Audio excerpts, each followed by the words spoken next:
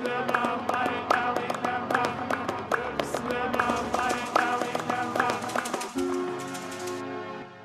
I want to welcome everyone. This is really exciting for us to have a wonderful brother, a scholar from South Africa who's going to come and help us understand how to build a career from nothing. And we're going to be using his case as an example for how to do this. Obviously, he's a scholar, and a lot of the examples he's going to share are going to be from academia. However, this applies to any sector, really. So let me just start off by reading his brief bio. Dr. Oscar Koopman holds a Doctor of Philosophy degree in Science Education from Stellenbosch University. His current role is as a senior lecturer in the field of science education and research at the Cape Peninsula University of Technology, CPUT, where he currently works full-time and is focused on improving the quality of science education for South African learners. His work is focused on increasing the number of highly qualified science educators, including African and female educators. Over the last 10 years in the Faculty of Education, he served on various committees such as the Institutional Curriculum Officer Forum, the Faculty's Teaching and Learning Committee, the Admissions Committee, Ethics Committee, and as the acting ethics chairperson in the faculty. His commitment to research led him to engage with the perspectives of multiple scholars in the field of phenomenology. The works of these great scholars instilled in him a growing dedication to become an internationally and nationally acclaimed phenomenologist in the field of science education. As an emerging phenomenologist, his work is part of a larger enterprise of understanding human consciousness, teachers, learners, lecturers, and students as an evolving system of thought in science education. At this stage of his career, he has published 2 sole-authored books with Palmgrave Macmillan in 2017 and Peter Lang in 2018. In 2020, with a co-author, Dr. Karen Koopman, he published a 3rd book titled Phenomenology and Educational Research, Theory and Practice. Dr. Koopman also published articles in continental and international journals and presented numerous conference papers in Africa and in Europe. In 2019, he received the Global Scholar Award from Brock University in Toronto, Canada, where he serves as an advisory board member of Teaching Nelson Mandela Project, which is a collaboration between the Canadian Museum of Human Rights and Brock University. In the same year, he received the Gold Award of Research Excellence at CPUT for producing the 2nd highest number of research outputs in the entire institution. Wow, we have an amazing scholar, a well-accomplished people here, Dr. Koopman. You are highly welcome. Thank you so much, and I'm honored to be here, Alu. Let's jump in right away. What keeps you up late at night right now? What tickles your fancy? What gets you going? What's the top of your mind right now as a researcher? Yeah, you know, researchers across the world are grappling with the concept of understanding teaching and learning within various perspectives, whether it's in Africa, whether it's in Europe, whether it's in China, you know, and all the time, I tend to always shift my mind towards these kinds of ideas in terms of how can I develop new ideas to improve the scholarship of teaching and learning, while at the same time trying to unravel what is happening in the minds of people. So, you know, depending, of course, in which culture you find yourself or which place you find yourself, people think about the world differently because people go through different experiences, you know, people go through different challenges, and the challenges and experiences, you know, are it's actually what makes us who we are. And my aim at all time is to sort of trying to figure out, why do people think about the world in this particular way? Why do you perceive the world the way you perceive the world? What are the underlying currents that goes on in the minds of people, when they talk about certain phenomena? And at the moment, those are the things that's keeping me awake, because I'm always looking for new ideas, not only what's happening in the world of other people, but also in my own thoughts, trying to figure out, what is happening when you want to solve, when you're confronted with a particular problem and you want to solve this particular, how did you solve it? There are numerous things that goes through my mind, and I'm always writing, always jotting down new ideas, in terms of how people perceive the world, and how do you actually learn a new things or a new skill and so on. So that is technically, what's keeping me awake at night. I'm actually working on a new book currently, on which I want to publish with Sense this year, because they gave me a contract, is on how to decolonize the curriculum in South Africa. How do we? So I'm currently working on that book, and I'm also working on this new concept, in terms of how the shift to a post-digital world will eventually affect all these things that we are working on, in terms of how do we problematize those things to ensure that we can decolonize the curriculum in science education more specifically, but also in education in general. And what kind of new strategies can we come up with in terms of teaching and learning to promote the decolonization of the curriculum? That is wonderful. Once again, this is Ubuntu, a global dialogue with Africa. And with us here, we have Dr. Oscar Koopman. Now, today we are talking about how to build a career from nothing. And he's taking this particular topic from the academic angle, but of course, whatever your field is, you are going to benefit and learn something from this man. In fact, we are going to be delving into his story very shortly here, because he has an amazing and inspirational story that's going to move you. And hanging tight as we explore what he's doing right now. And then we're going to go back into his life and say, okay, tell us where you've been. But before we go there, let me ask one more question before Dr. Paul chimes in here. So now you talk about decolonizing the curriculum. Tell us a little bit more, because when I was reading your bio, I came up with the term phenomenology. For those who may not be aware of this, term, what does that mean, and how do you engage in phenomenology through your work? Break it down for us, please.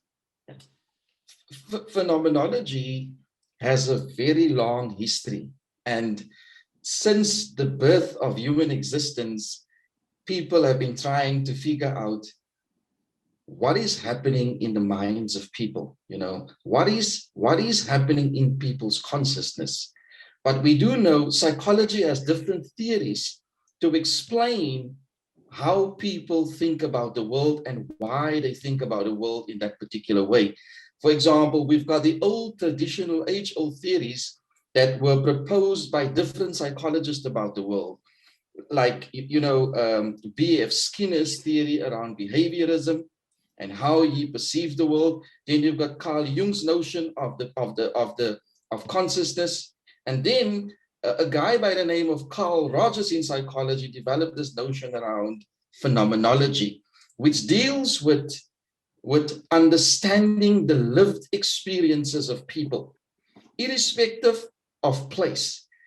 People in different parts of the world have different views of the world because they have got different subjective human experiences. So what phenomenology is interested in is trying to explain or to articulate how people's lived experiences gives meaning to their lives. And I can even go back to the great German scholars, a guy like Edmund Husserl, who was considered the father of phenomenology. Then you can shift, because his main focus was on the epistemology, epistemic nature of human consciousness.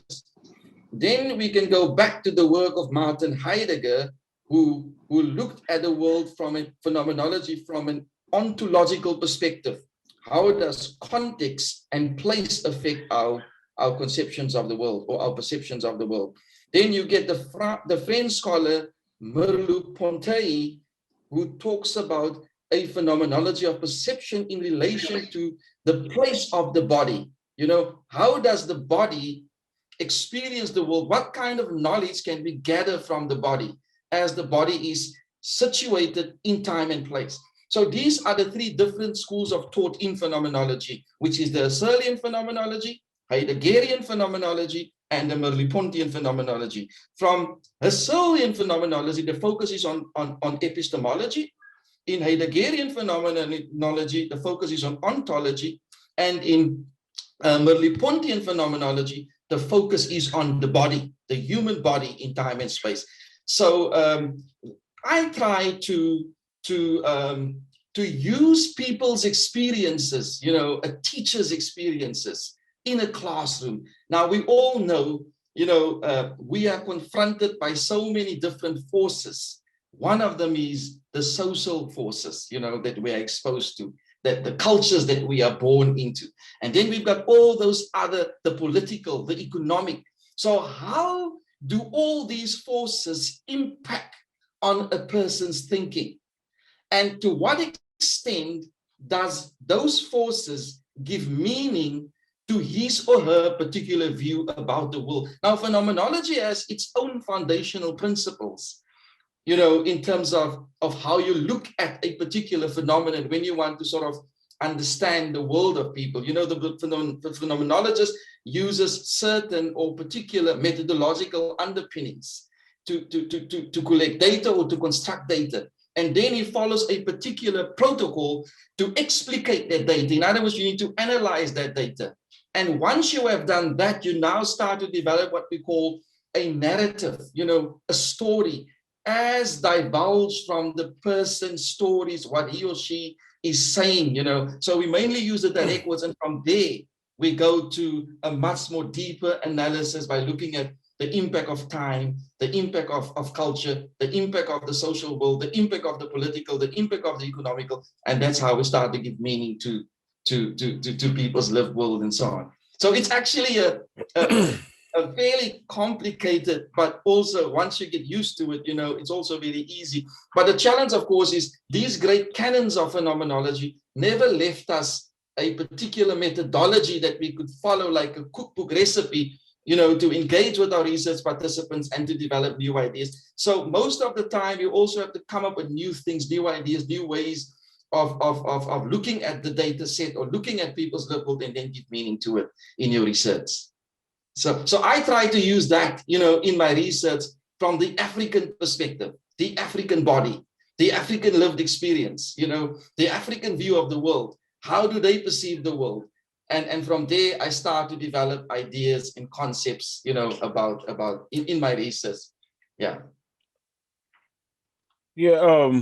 I just had a question. So with today's world being kind of a fast food type of world, you know, where information comes and goes so quickly, and what's happening today will be almost forgot about in a day or two. How does this change? How does this change your methods of study? Well, that is of course, you know, something that's very important in phenomenology, because you know, in my latest book, I talk about how do you conduct pure phenomenological research. Now, if you want to position your work within the field of phenomenology, you need to conform to certain principles. You need to apply those principles in your research.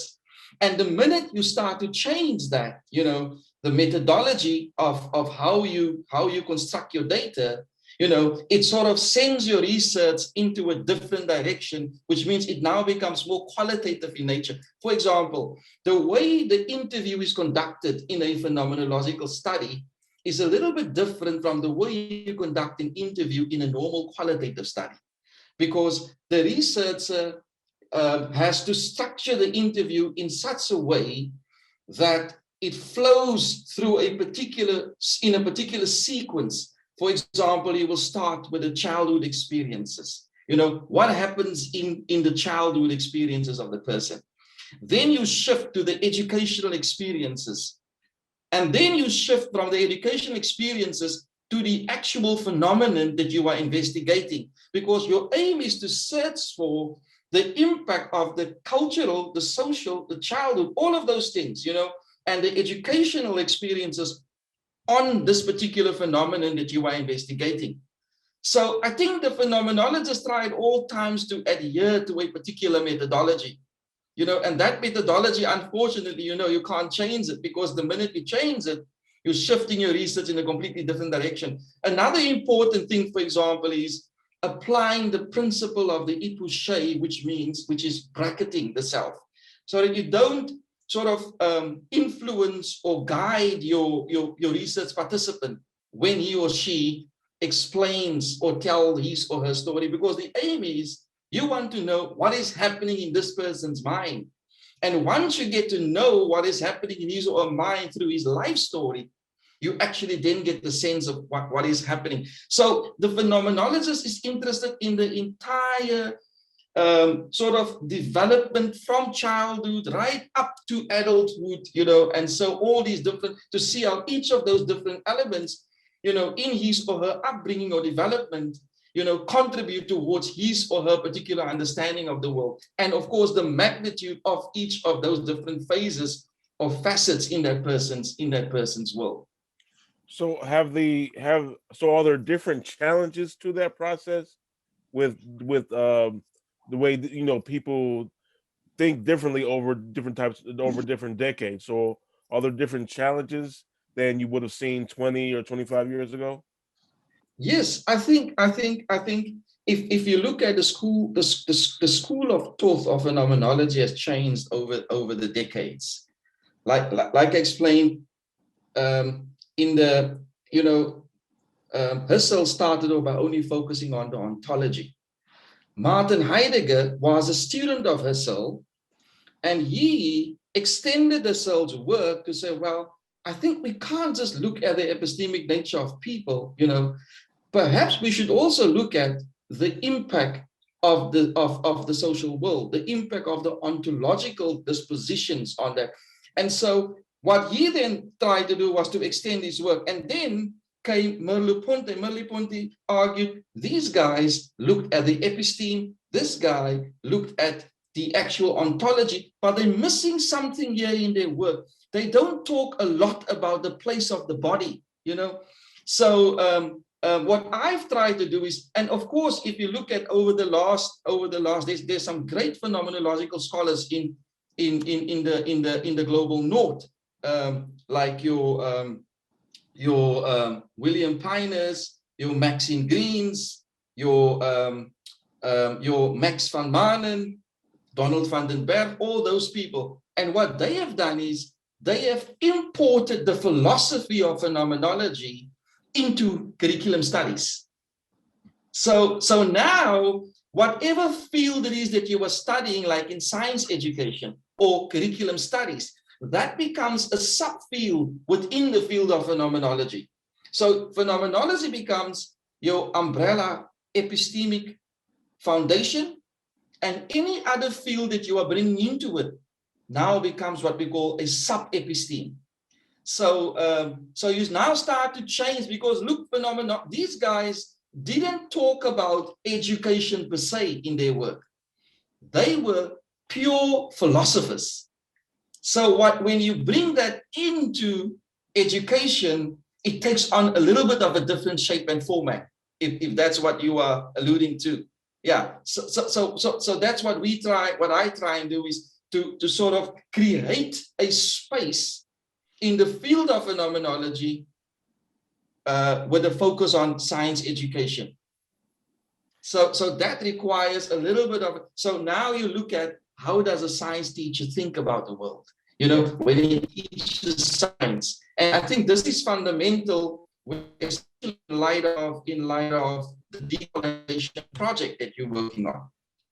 Because the lived world experiences of a Black African child is very different from a European white child. Right. For example, in science, the concept of lightning, we know, has to do with higher order electrons replacing lower order, protons, and then there's this imbalance which causes lightning.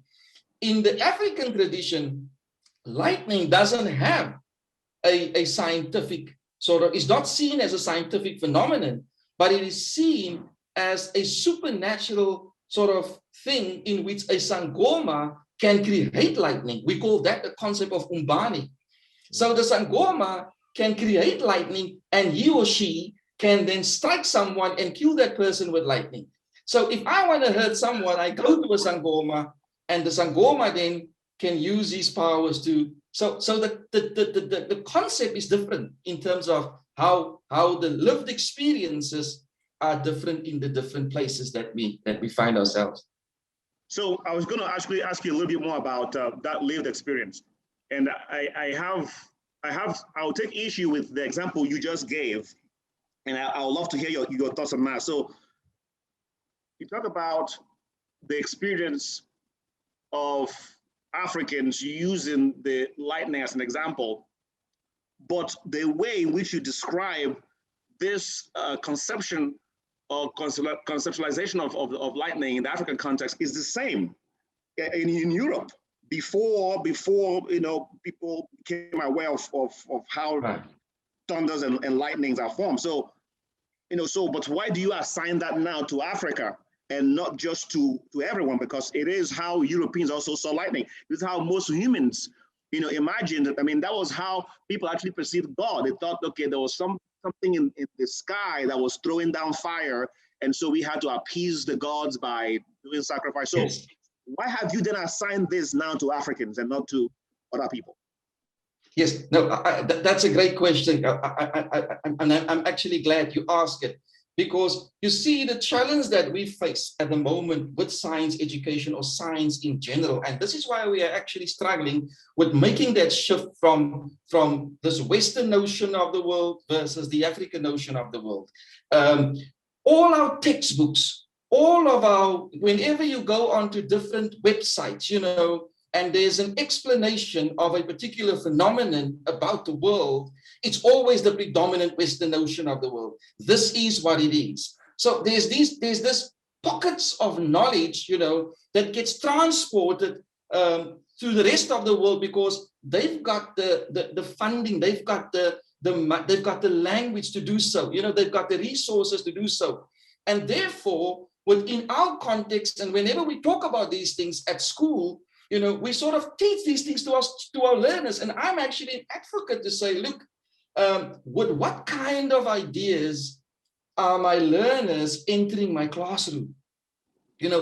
Because remember, this child is raised in a particular culture with certain understandings of the world. But now all of a sudden he walks into your classroom, and now you need to tell him about the science, the Western notion of what that particular phenomenon actually means. And the child looks at you and he says, but this is not what I know what this particular phenomenon actually means. And I think it's important that we should make that kind of transition to say we need to give more dominance and significance to these particular phenomenon of what lightning actually means, and sort of explicate it to them in their world so that your students and your learners can actually relate to the content of science and chemistry, whether it's physics, chemistry, or any other phenomenon that there is, in the world of education. And that's, of course, the big challenge that we are sitting with, because we are stuck. There's no movement in that area, And I think it's about time that we should start to develop these materials and distribute our materials to the rest of the world and say, look, this is what these phenomena actually means, and this is the significance of these phenomena, and so on and so on and so on. Yeah. So that's a great question. Yeah.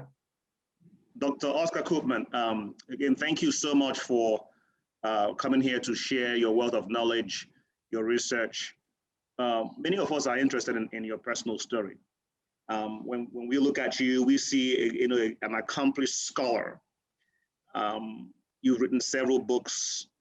You've been internationally recognized for your work. Tell us, who really is Oscar Koopman? What is your background? Tell us your story. I'm the son of a carpenter, and my father was born in 1936, and my mother, we celebrated her 79th birthday last week. She was born in 1942. She's 79 now this year.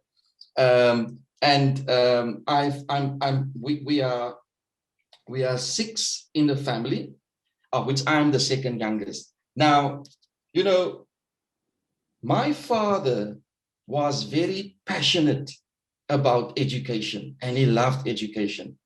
But there were not a lot of opportunities for people of color in the period when he grew up. And what he would do was he would always sort of encourage me and teach me things, that I couldn't learn at school. For example, when I would come home and I will tell him, Daddy, Kalu is the most intelligent learner in our class. He scored 97% for this test, and I only scored 12% for the test. Then my father would say to me, boy, you used to call me boy, you call me boy. He's not more intelligent than you. God gave you the same brain, the same abilities, even if not even more than that particular person. So the difference between you and him is he's working much harder than you. So if you can put in the extra effort, you might even score higher marks than him. Now, as a child, this went into this ear and out in the other ear, and I just go on with my own business. So then the next day we'll play rugby, and then I will come home. A few times, of course, I don't know if you're familiar with rugby, okay, yeah. So we play rugby, and I will come home, and then he will ask me, why is your pants, your short pants, so white? Because we had to wear white pants, when we played, and you played on the green grass and in sand, and I was like, wow, okay, I didn't look at it like that, So sometimes when my pants was too white, I will take some sand and rub it on my pants just to impress him. And so this particular day, we got beaten in a rugby match, something like 60 or 70, North. We couldn't score a single point. I, of course, rubbed my pants full of sand and stuff, and now my pants is dirty, got home. So my father would come, because he had to work. He couldn't come and watch, you see. He had to work. He had to provide for us. And so you asked me, so what happened today? I would say, no, Daddy, we lost, and, we played against a very good team today. And this team was just so good. They've got the best players. He will tell me, you see, the difference between them and you is they are not such great rugby players. They have planned, they have practiced, they have exercised more. And perhaps if you exercise more, you can also play as well as they do. So it's the amount of effort you put in to get a better outcome. I learned that principle at a very young age without even knowing I'm applying it today. And the day when I had to go to university, my father, that same year, my father, after 32 years of working in the sun, in the cold, in the rain, he got, that was in 1992, he got a lousy 7,000 Rand, package to when he retired, as his retirement money. It took 4,320 Rand of that money. He said to my mother, I'll never forget it. He said to my mother, my mother's name is Rahmat. He said, Rahmat, our son is going to university. There is no bursary for him. This 4,400 Rand must go towards his education. And he paid that 4,400 rand, and he said to my mother, this 3,000 rand, you can do whatever you want with. 4,300 rand goes to my son. He financed my entire first year. In other words, he gave me more than half of his life savings. And in my second year, I was lucky to get a bursary. In my third year, I got a bursary. So I couldn't fail. You know, if I failed any of those years, it meant that I would have wasted half of his life or more than half of his life. So that stayed with me. Whatever you do, Oscar, you need to work hard. You need to make your father proud, because that's what he did. That's the sacrifice he made. The least that you can do is ensure that not a single cent of that money goes wasted. And from year 2, right up to my PhD, I was so lucky to study for free, because every time I got money, you know, I got bursaries. When I did my PhD, I got a scholarship from the National Research Foundation to the value of R500,000. And they gave me that money under what they call the Improvement Qualifications Grant. I did my PhD in 3 years, because what stayed with me and what is still staying with me up until this day is you must make sure that not a single cent of your father's sacrifice, you know, of his life goes wasted. And that has been my philosophy. So I can't fail. Whatever I do, I have to put in 100%, 150%, 200%, you know. And by the way, English is not my first language. My first language is Afrikaans, you know. When I went to university in 1992, I'll never forget it, I couldn't speak English. I couldn't speak English, you know. So we had, because I studied science, it was of course a little bit easier because I did a BSc in science first. You know, so there were 2 classes. There was like the English class, and then there was the Afrikaans class back in the day. So from the second year onwards, they don't offer the subjects, the courses anymore in Afrikaans. So they will only offer it in English from the second year. So I had 1 year in order to equip myself with the English language. So I will go to the Afrikaans class and the English class for physics, and the same for chemistry, and the same for biology, and the same for zoology, and the same for botany, you know, and for mathematics. So that's technically, you know, how I only had 1 year. You can imagine walking into a university, everything you did was Afrikaans. It's the only language you know, and now you must learn all these concepts and ideas, and lecturers didn't have the patience, you know, with you. You know, he didn't care whether you understood the language, whether you understood what he said, and so on. No. So it was all up to you to ensure that you put in the effort, you know, sacrifice, make the time, and do the readings. And that's how I eventually, you know, sort of. So that is, that's why he's my father's sacrifice for me, as well as the philosophy that he taught me at a very young age. You know, if you work harder, you put in the work, you will see the effects of it. And that is actually who Oscar is, you know, and why I'm working so hard to make sure that he eventually, you know, that I do justice to what he has invested in me. So what sparked your interest in phenomenology itself? To be honest, I don't know. Okay. In fact, I studied you know, I studied at the University of the Western Cape, where I did up until my master's degree at the University of the Western Cape. And so I had a supervisor, you know, who I wanted to do my PhD with as well. So he said to me, he has now had enough of me. It's time that I must go, you know, go find another person to work on his or her nerves. You know? So I ended up at Stellenbosch University. And I went there, and so I was given this new supervisor for my PhD, who's a very famous scholar, by the way, you know, both internationally and in our country. So I got there, and he introduced me. First of all, maybe I must say this. He said to me, go and write in 1 page, you know, what exactly it is that you want to do. So now I went home, wrote my one page, gave it to him. He called me the next day. He said he'd like to have a meeting with me. I said to him, okay. I was excited, went to his office, and there he sits. So he asked me, I've now read this work of yours, Now tell me, without, what is on this paper, what exactly do you want to do? I told him the story. I said, but it's all there. Then he said to me, now in science education, like I will write like South Africa faced stupendous curriculum reform. He will say, yeah, at Stellenbosch, we don't use such words. We use words like widespread, And then, so he went on like this. So I was so used to my old professor.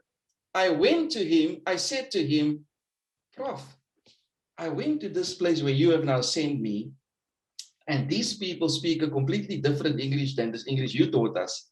And he said to me, Oscar, let me give you some advice. Go back to this supervisor of yours. Do whatever he tells you to do. And you will see, you will grow and you will learn. And then he made the following comment. He said to me, by the way, they are philosophers of the arts. We are philosophers of science here. So I went back. So the next day I went back after that conversation. I went back. I now became a little bit more respectful, and sort of more submissive. I said, Prof, I'm actually here. I've now listened. I've thought about what you said to me, but I didn't tell him I was at my other, my previous supervisor. And then he gave me a book. This particular book was written by Max van Manen. And the title of the book was Researching Lived Experience. And I went home and I read a book in a week. And every single page of the writing in that book struck a chord. It unsettled me. It made me look at the world very differently, in terms of how the phenomenologist should act and behave in the world, as a teacher, what kind of qualities should you apply? And that is, I think that was the start of the journey. Because as I was reading this book, I then looked at the reference list, in the book, the people's work that he drew from, and I started to sort of engage with those people's work. And I think phenomenology, why I actually sort of fell in love with this particular field is because it touched my life first before it had anything to do with what I did, or that was the first thing, because the language of the phenomenologist is very different from the everyday language of science or of normal, educational constructs and concepts. So that to me was almost like a eye-opening moment, a watershed moment that sort of pushed me into this direction to want to know more and more and more. And as I learned more and more and more, I developed this deeply sort of intensity to want to know what this field is all about. And, and unknowingly, I'm sending my PhD students and my master students in the same direction because of what this particular field of knowledge, because it's about, and I think it's got a lot to do with the detailed accounts of the lived realities of people. And in fact, when you read a page, of these books, and I've written a few, but when you read a page, you actually learn to see the author when he crafted that particular piece. It took a deep form of concentration. And there's something spiritual about that level of concentration, because it's something that you're trying to understand here that will take you to new depths and new heights about the world. I can go on, but I'm going to stop there. I think that's an interesting concept that you just brought up. The fact that studying at university is just as deep and meditative as studying at a mosque or a Buddhist temple. It's just really depends on how you approach the subject and how you dive into the material.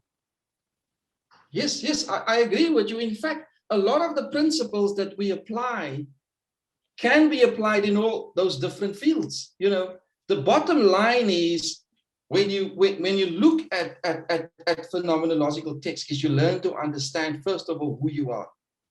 You learn to understand why you are. Right. What is the makeup? Maybe I must say, I just want to stress this point. I grew up in the late 70s, throughout the 80s. 80s I grew up. And because of the political situation in our country, we had racial segregation. So I lived in a colored neighborhood, right? Where there's only colored people that stay there. And I attended a colored school. I've never seen black people in my life, African black, that's what I'm saying, and I hardly saw white people because we were all separated and we were restricted to right. So when I went to university, even when we played rugby, it was only colored people playing against each other. We didn't play against black people and we didn't play against white people. So I had no concept of color. I had no idea of racism, So I went to a university. UWC was a historically colored university. There were few black people, and over the years it has increased. So for the first time in my life, when I went to university, I actually had engagement with black people. So I had no idea so in other words, I was like colorblind, There was no color consciousness in my thoughts. It was just, okay, well, this guy looks different than me, but we could talk about anything as if it's, as if it's normal. It didn't impact, on my outlook on life. And I went through that phase of my life. But later in my life, when I now remember, science doesn't engage you at that level. Because the focus is on science. We do mathematics, right. We do physics, we do chemistry. But when I enrolled for education, because I did a HDE, a higher diploma in education, that's when I got challenged. That's when I was now introduced to education. That's when I had to learn what is a black student, what is a white student, what is a color student. For the first time, I was confronted with diversity. These people learn differently, that people learn differently, and you need to take account of those things when you start to do your planning of whatever nature it might be for your lessons. And then when I went to my honors qualification, I did a subject called the history of education. Now you start to learn about the history of South African education. Now you start to see the inadequacies of the past. You learn to see these things. Now it's like something that opens up in your thought, and you start to ask yourself, my goodness, what is this? But I have not experienced that kind of thing because I still lived in my own world, in terms of engaging with people of other colors and other races, And so when I went to Stellenbosch, now Stellenbosch is a historically white Afrikaner university. So, there there's very few colored people and very few black people that study at Stellenbosch University. And that's when I now learned to see, oh my goodness, and I learned, and then, I started to read phenomenology. Now I started to read this whole thing, the authors talking about lived experiences. We talk about all these different things, and all of a sudden, a switch goes on in my mind and say, we've got a lot of work to do. I didn't understand myself, but before I can do some work anywhere else, I need to do work inside of me first, And so that's why, to a certain extent, the phenomenological voice took form and shape in my life. Because you look at the world without judging it, without giving, labels to it. But you try to articulate people's lived world experiences. You try to explain why they behave, because I see a lot of people don't know who they are and why they are, And that's where race and racism and all these other evils, that's part of our everyday realities, which was never part of my reality when I grew up, but I see it nowadays every day, but that's the bottom line, and I think it gives me, phenomenology gives me also a lens to look at people, seeing them not only for what they do, but why they do what they do. Right. And I think that's the beauty of the philosophical in terms of adding value and significance to my work.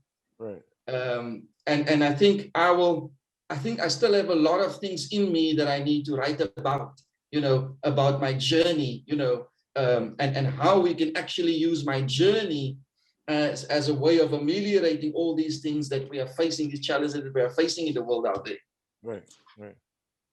One of the things that we are doing is to try and also decolonize our language. In fact, the panelists last week talked about being careful about our choice of words. So one of the panelists yesterday said that she would never use the term white supremacy because there's nothing supreme about being white. And we can describe the condition by saying, okay, certain groups have power and that is a reality. But to actually now say certain groups is more supreme, that is actually self-inflicting. And personally, I even take it further and I try not to use the term black or white or color. Yes. I say European or European American. I say African or African American. Right. And so I try to describe us based on our cultures and how we differ by our cultures, and that means we should learn from each other accordingly, as opposed to saying something makes us special or different because of our skin color. So this is what we're trying to do. I mean, what are your thoughts on that? As someone who's in this field of decolonizing education and curriculum, how about decolonizing our choice of language? What are your thoughts on our approach to these things? Look, like I said to you, I don't see, even up until now, I don't see color. I see people. But given the fact that all these labels, that we give to people is part or forms our everyday form of communication through language, we are forced to use some of these words, when we talk about, because we want to describe certain things, in philosophy, we call it predicate calculus, like there's a table, the table is big, or the table is small, or the table is brown, or the table is black. We give meaning to the world in terms of how we go about giving expression, but we need to be conscious of it. We need to be careful to what extent is what I'm about to say going to impact on other people's lived world experiences, their mindsets. Will I offend someone when I say these kind of things? Now, in general, we must at all times try to refrain from using that kind of language where we want to offend people, right? And the only way to do so is when you have a clarity of mind, clarity of thought, clarity of consciousness. And that, to a certain extent, is what sort of propels us to connect with other people. For example, there's a paper I wrote. We wrote a paper last year in 2020. We call it Towards a Humanizing Pedagogy, towards a pedagogy of discomfort, where we use embodiment as a decolonizing strategy. So we had a group of Black students, a group of colored students, and a group of white students, in a class, in a PGCE class. And then we came in with a newspaper clip on different occasions to talk about, we've read this particular, this thing was published in the newspaper last night. And the author said in this newspaper that we need to let go of affirmative action. What are your views on this? So you could see the anger, of some of your white students to saying, but why must I pay a price for my parents' mistakes? My parents work just as hard as their parents, but we are not given opportunities the way. And I think they did not understand the notion around around white privilege, you know, Right. that and what apartheid did to the Black people of South Africa, you know. So I get the sense that the language itself that most of our students walk into a classroom with, or or whether it's in a high school or in a university, are predominantly a sort of language that's built at home, you know. And I think that's where it should start, you know. How do we almost like reprogram or reconstruct the thinking of our children, so that wherever they go, that they can represent, you know, whatever race they are, whatever ethnic group they come from, you know, that this is what, you know, my understand, and I have empathy, you know, because there's no empathy, certain phenomenon that you deal with. Like, for example, in the same class, we the next day we went to we went into the class with another article, you know, where we asked certain phenomena about, and you could see based on the views that people were sharing in class, that there's a lot of anger, there's a lot of bitterness, and I think that is still there. And I think, you know, classrooms should no longer become a safe space, a space of comfort. You know, I think we need to start with really deconstructing those classrooms and developing new ideas on the basis of what is, and not idealist thinking of what they think should, or what they see, you know, how they perceive or see the world. So yeah, I agree with you, you know. The language, in fact, I can talk about the language of science, you know, what we try and do. I try to use what I call caretaker language, caretaker speech, you know, so that my students can follow, you know, what. And then the other thing that I do is, I always tell my students when I walk into a classroom, when I start to talk with them, and I say, okay, put up your hand. I ask, how many knows 100% about chemistry? So many will put up, you know, 5 or 10 will put up their hand. How many knows, you know, I'll scale down, and I'll say, how many knows 70%? How many knows 60%? How many knows 50%? Until I get to 10%, then there's maybe a few that put up their hands, and that's now the last. And when I get to 1%, then I will put up my hand. I'll say, that's how little I know about chemistry. So I'm willing to learn from you, you know. And I think that should be the attitude, you know, whenever we walk into a classroom, that we should let our students start to lead us and talk to us, as opposed to us walking into a classroom and just feeding them with information, you know.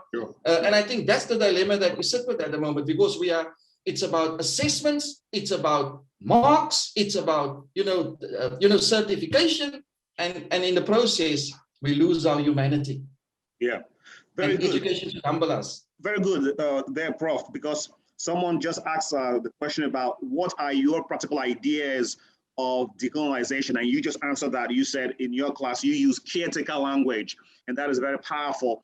And the same person also talks about the fact that he considers, or she, this is Itohan, consider the use of people of color, legal alien as self-inflicted and succumbent, and which is what we are discussing here. And I would even give another example of saying people are, certain African people are slaves. When you say African slaves or African American slaves in the 1700s and so on, they were not slaves, right? Now we want to say they were enslaved people, right? I mean, that's what we are. That's what we are saying here as far as our choice of words. So, yes, society has constructed certain terminologies to be used to describe certain people. It doesn't mean that we should use it. We could still describe those things accurately, but by using more empowering words. So that's why instead of saying slaves, we say enslaved people. Instead of saying black, we say African people. Instead of saying white, we say European people.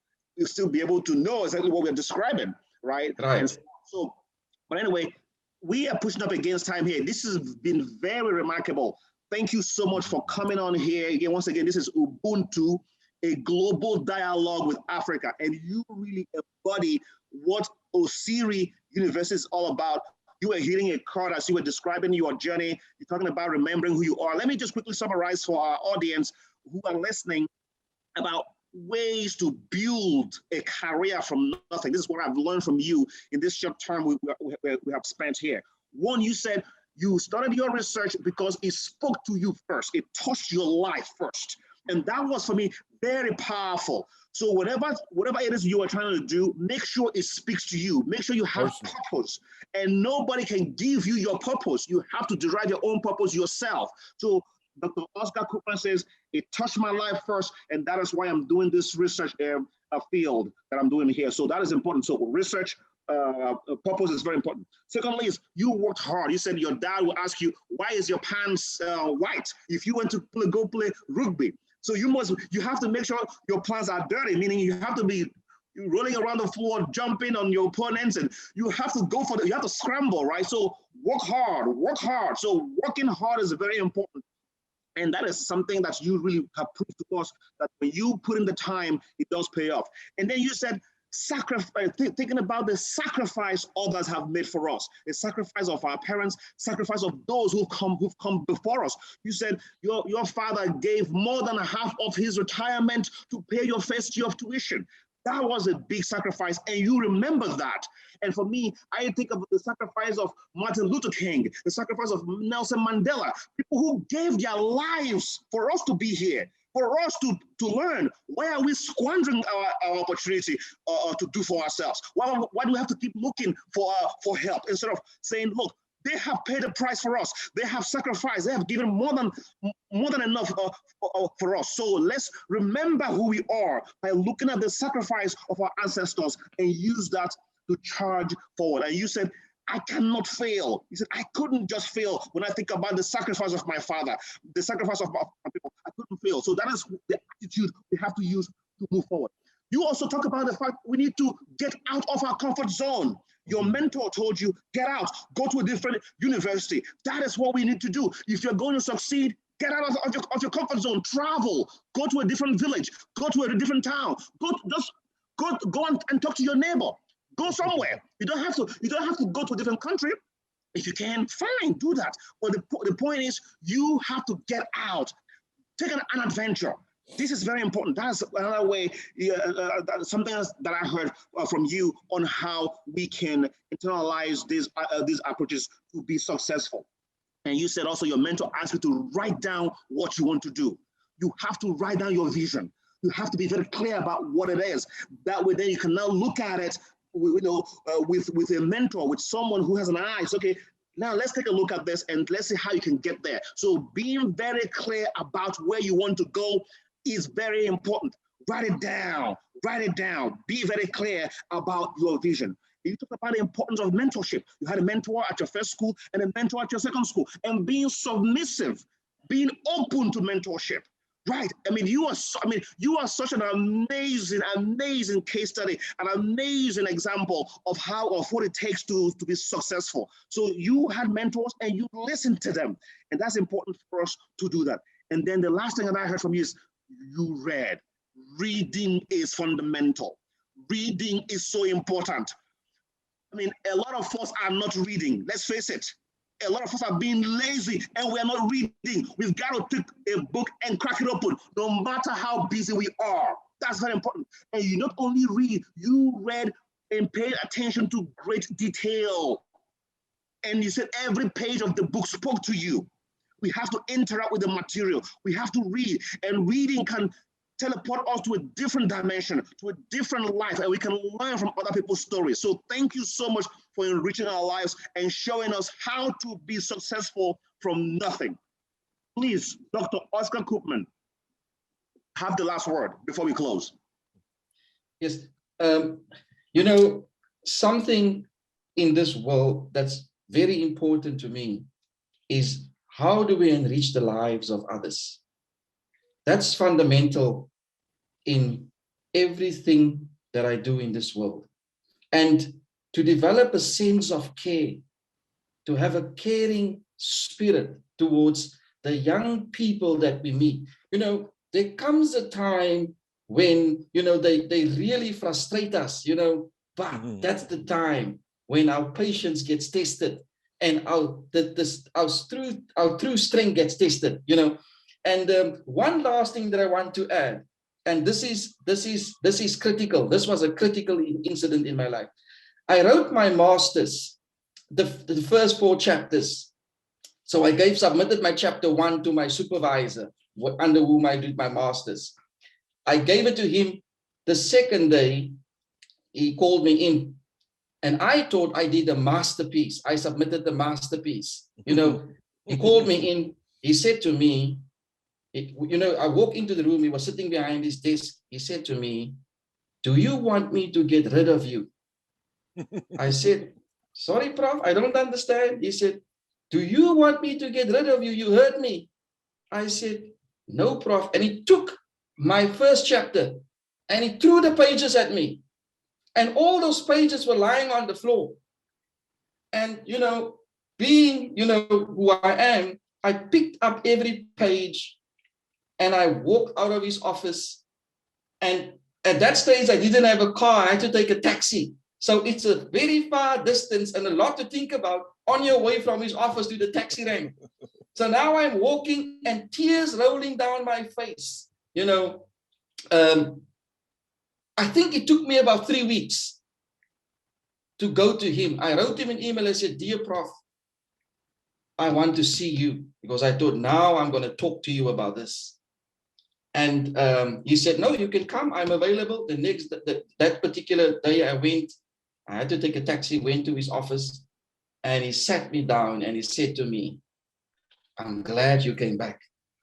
I threw those pages at you because I wanted to see whether you were hungry for this qualification. And let me tell you now, young man, if you want to succeed as an academic in the years ahead, you must develop a skin as thick as a rattlesnake, because you will be criticized for everything piece that you write. You know, you must develop already now that skill to understand and to know, you know, I must stand my ground. When people reject me, it's not a no, it's a wait a little." So I have a drawer, you know, I have a drawer in my office where I have all my papers that were rejected by the different journals. And, you know, when I look at it, it reminds me of what Prof said to me: keep on going, keep on going, keep on going, you know. And that's exactly what I did. You know, I could have, I mean, many people would have stopped there and said, "This man embarrassed me. This man is rude. I don't deserve this kind of treatment." Yes, perhaps you are right to think so. But I thought, wait, you know, he's teaching me a lesson. What is the lesson? And sometimes you have to go through some tough times in this world, in the academe, because to be honest, journals and publishers will reject your work if it's not up to standard. And you must learn already now, you know, while you are doing your master's, that criticism is part of my development and growth in education. And that's what I want to close. So develop a skin as thick as a rattlesnake when you get rejected for whatever paper or publisher or whoever conference you sort of approach to submit a paper or an article, whatever. Thank you so much. That is a great place for us to end. Develop a thick skin and a broad shoulder. Take all the pain and criticisms and keep charging forward. Thank you so much, sir. Ubuntu. Thank you to all our listeners. I hope you enjoyed it, and I hope you have something to think about. Now go out there and change your life. Ubuntu. Ubuntu. Thank you. Thank you.